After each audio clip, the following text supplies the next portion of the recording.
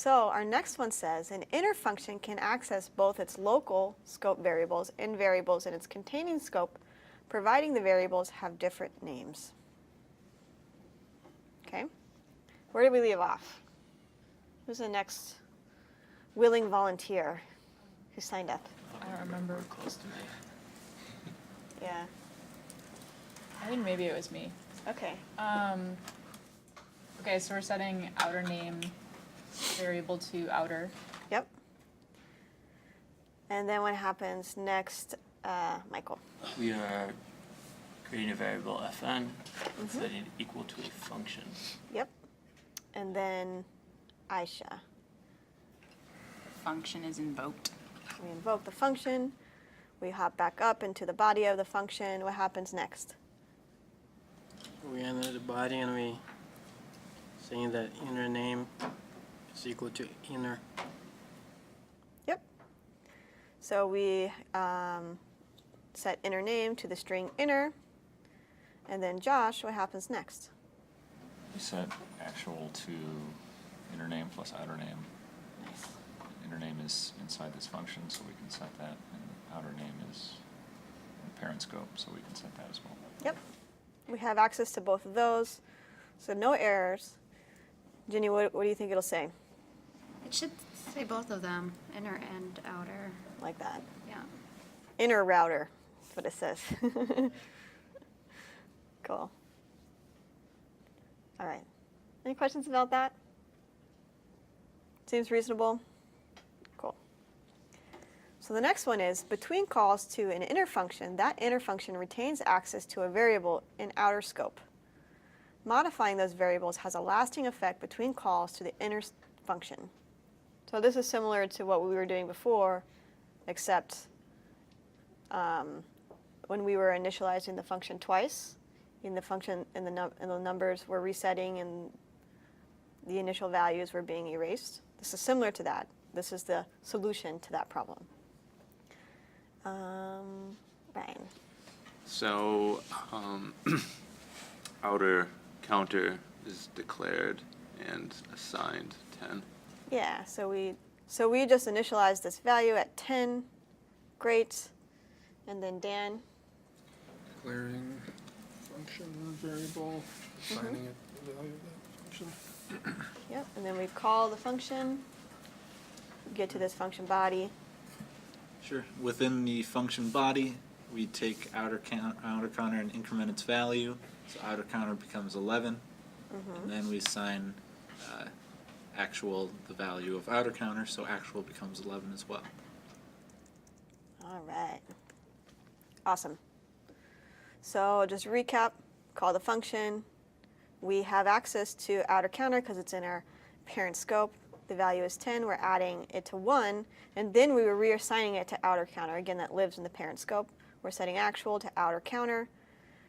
And so we think actual will equal 11. Next thing that happens is this function gets invoked again. So we hop into this body of the function. Just like we mentioned before, everything in here gets reinitialized for the very first time. However, we still retain access to our outer scope. This is the same scope. Okay? Because this function was called once, so we have one parent function scope. We called this function the first time, so we created that scope, it ran through, and then it gets thrown away. Once it's done, it gets thrown away. And then we called it again, and we created another scope. Okay?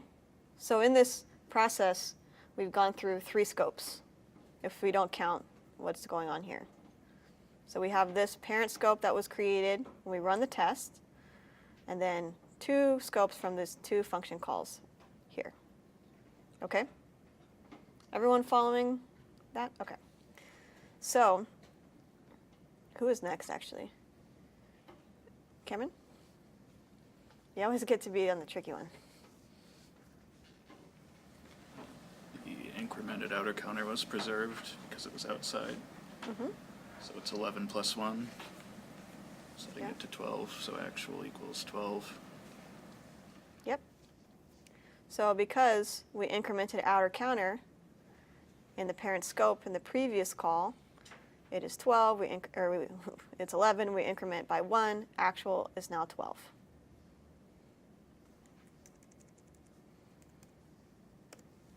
Cool.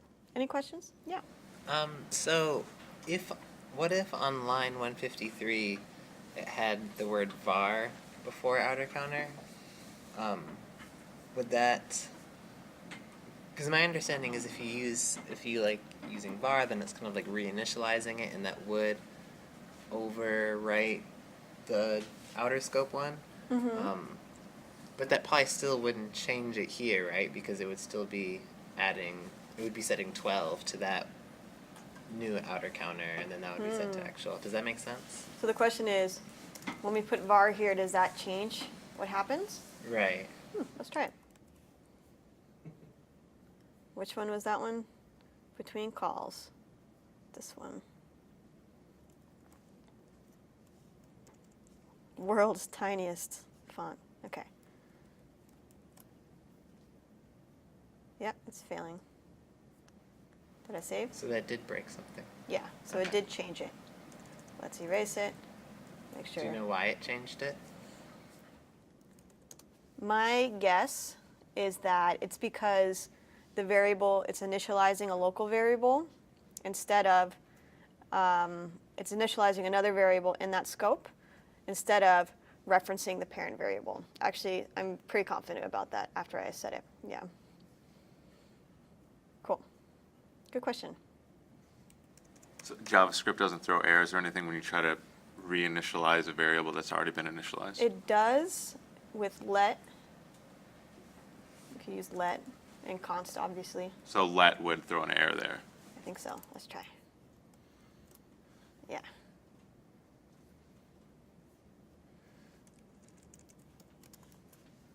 Oops. What was the error it threw when you called It it var says before? outer counter is not defined. When you called it var, though? Oh, when I called it var, it just, so it will pass if you do this. Wait. Var, so outer counter equals outer counter. Oh, I wonder what it is. Should pass the first but not the second. Is it because it's trying to refer to itself right there? Let's put a little debugger here and check it out.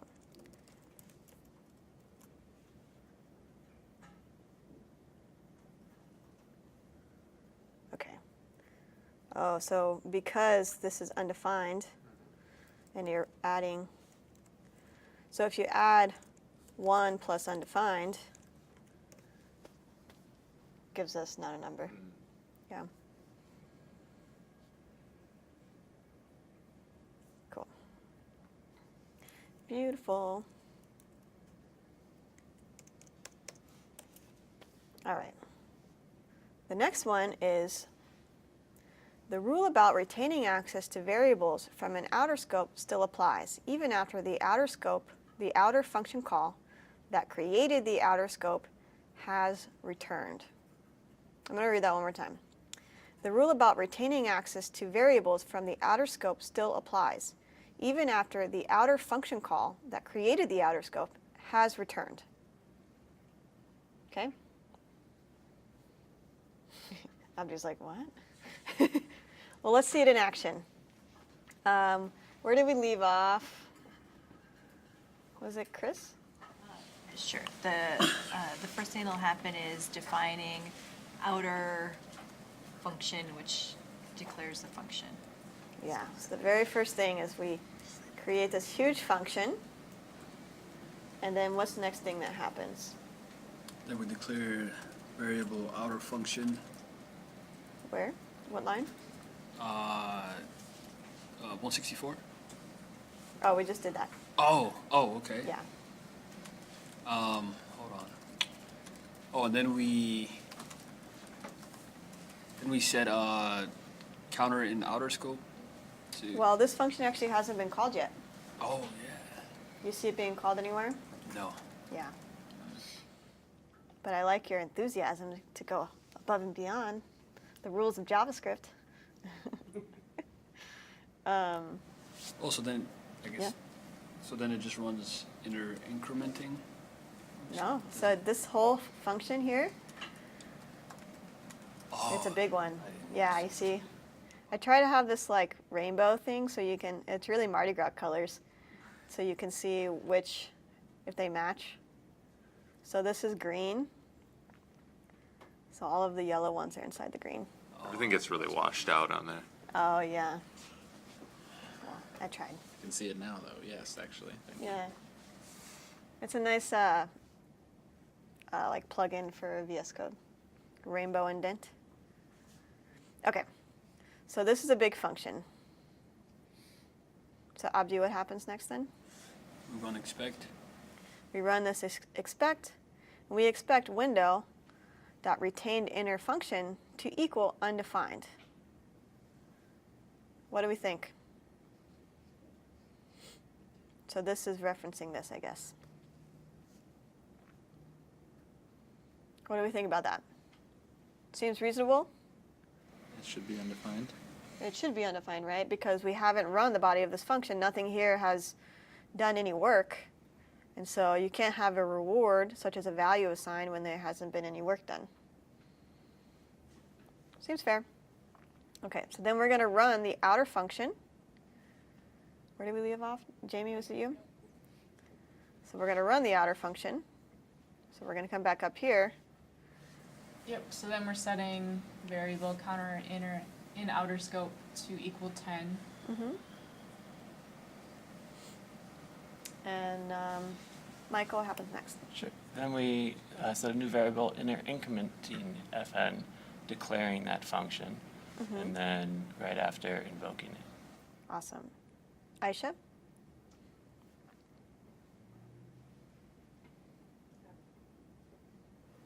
We go to the declaration and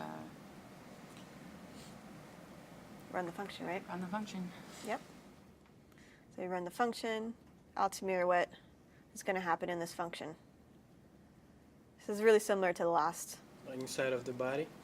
Mm-hmm. So then we're doing counter in outer scope equals counter in outer scope plus 1.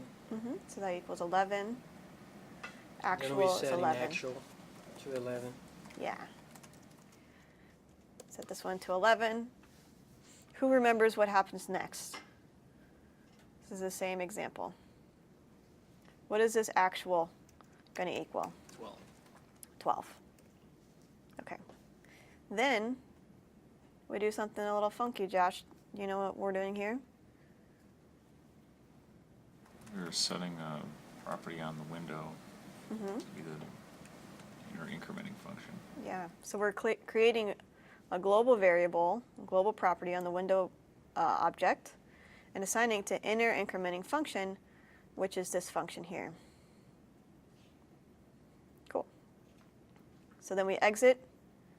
We find ourselves here, where we say expect window.retained inner function to be a function. Mm-hmm. Line 178, inner incrementing function, doesn't it have to have the parentheses right after that? Or Not necessarily. That's if you're going to invoke the function. In this case, we're passing a function. Well, in this case, we're assigning the function to, basically, it's like saying this. Whoops. It's like saying you're creating a variable, and then you're assigning it like this. That's essentially what it's doing. See that?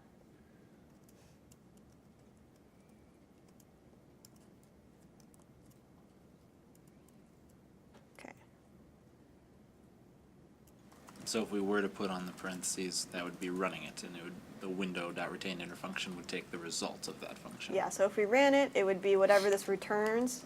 Which And is since nothing. it doesn't return anything, it would just be equal to undefined, and that's not helping us. So we really just want to return that function because we want to have access to it globally. Okay. So, saw that. We expect it to be a function. Yes, I believe that.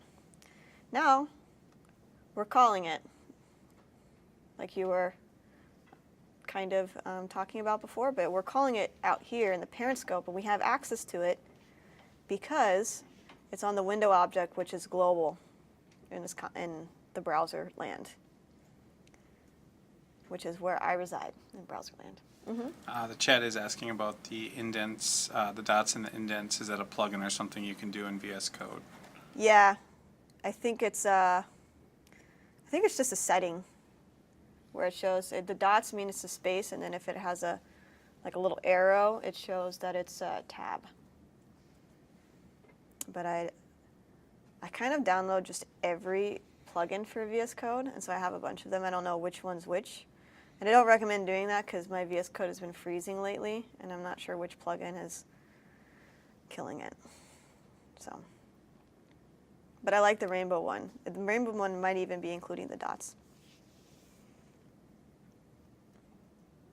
Awesome. Okay. All right. So, where did we leave off? Was it you, Ryan, or Jenny? Jenny? Okay. So now we're calling retained inner function. What happens next? What happens after you call a function? Every time. Well, it's going to have to go through the body of it. Yeah. So we have to go find the body of that function, which is here, right? Because we assigned it, but really it's here. Okay. So what happens?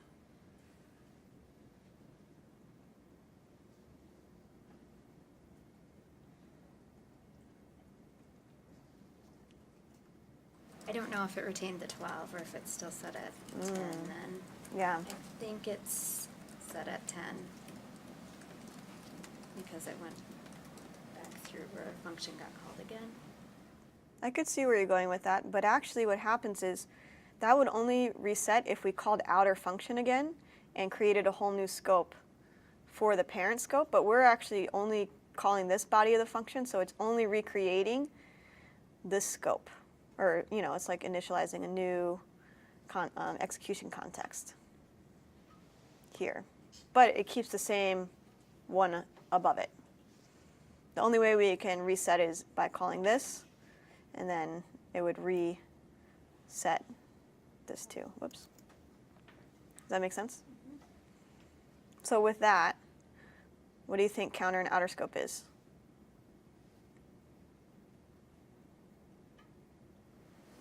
Oh my goodness, it's still either, is it 13? It's 12. Oh, Yeah, it's 12 and then it will be 13 when you add 1. Yeah, okay. Yeah. So actual now equals 13.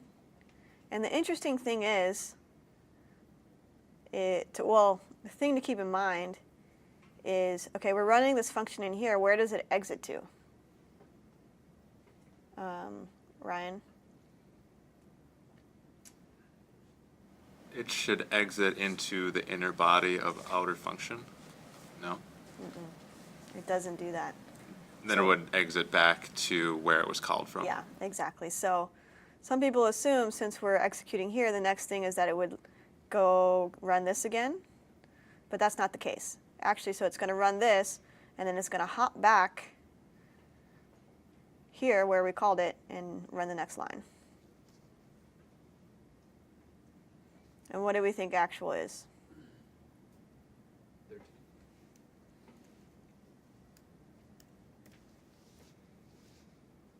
Cool. Any questions about this one?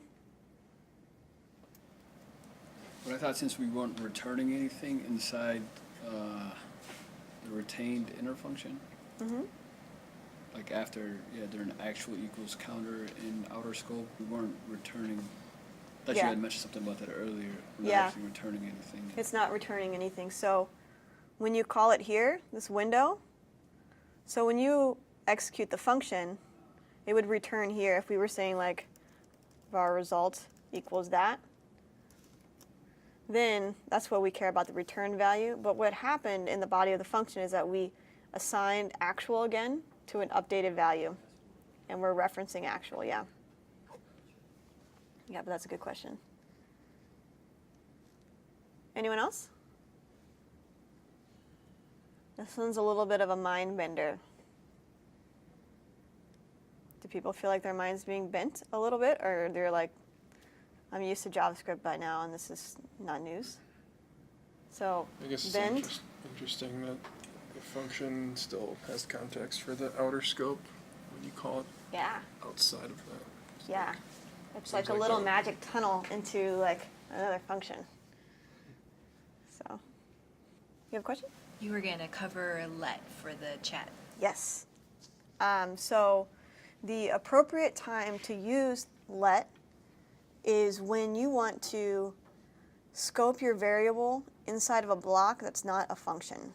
However, a lot of people just use let and const all the time because it's ES6, and they believe that that's the right thing to do.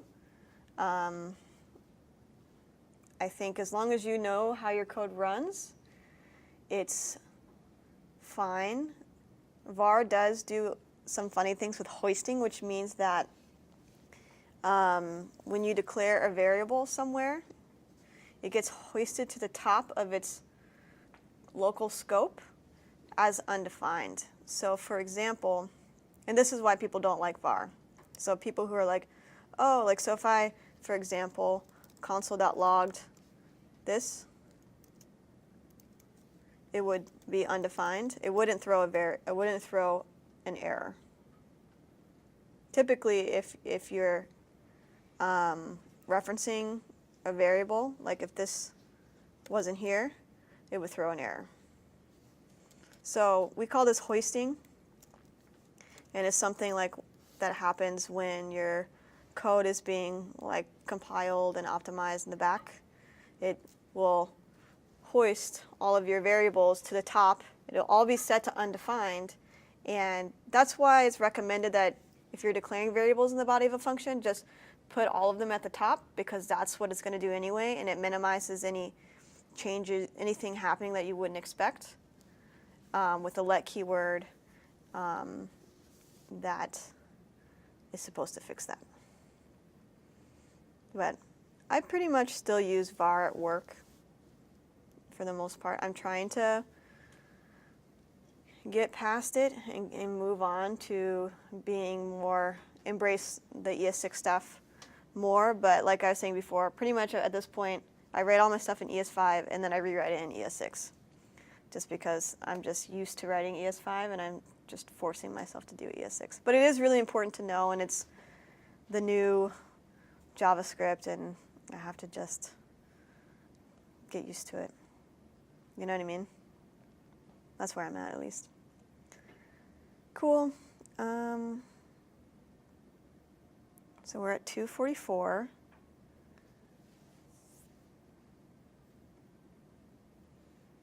Let's take a breather and just take a look at all of the rules that we just went through for scope. Can you guys read all of this? Is it big enough? Okay. So let's take a 5-minute break and discuss with your little group. We're like in groups in 2s, 3s.